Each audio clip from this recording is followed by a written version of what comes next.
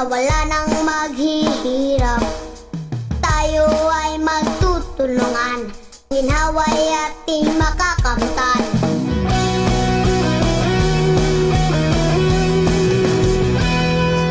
Mga batang nagtatrabaho sa sitwasyong mapang-abuso, pagtibayin ang kalayaan ng ating kabataan.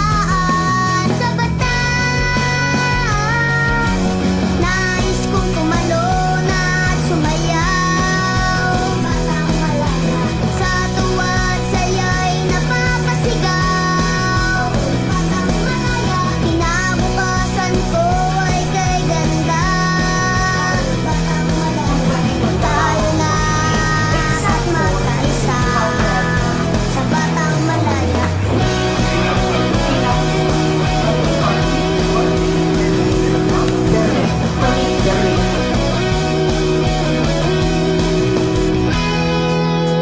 Walang batang masasaktan at gagawa ng sapilitan.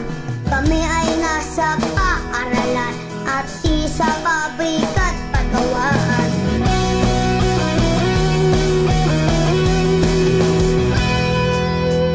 Batang Pilipino, ligtas sa mapanganib na trabaho, itaguyod ang kalayaan ng ating kabataan. Nais kong tumalon at sumayaw, batang malaya, sa tuwa't saya'y napapasigaw. Batang malaya, kinabukasan ko ay kay ganda. Batang malaya, tayo na at magkaisa sa batang malaya. Nais kong tumalon at sumayaw, batang malaya, sa tuwa't saya'y napapasigaw. Batang malaya, kinabukasan ko ay kay ganda.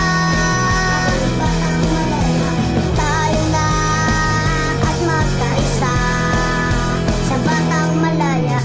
Malaya maglaro, ako'y batang malaya. Malaya mag-aral, ako'y batang malaya.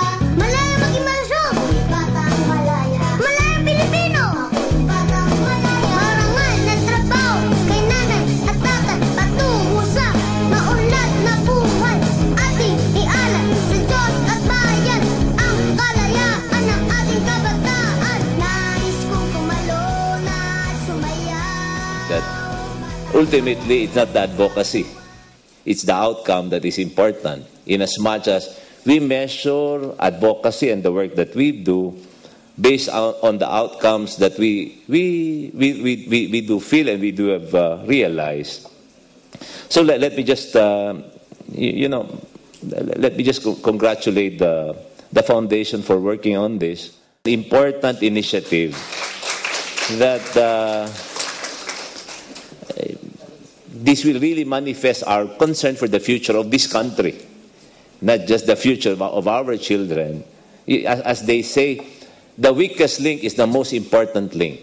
If we will consider total development of our country, and if we will consider making development really count.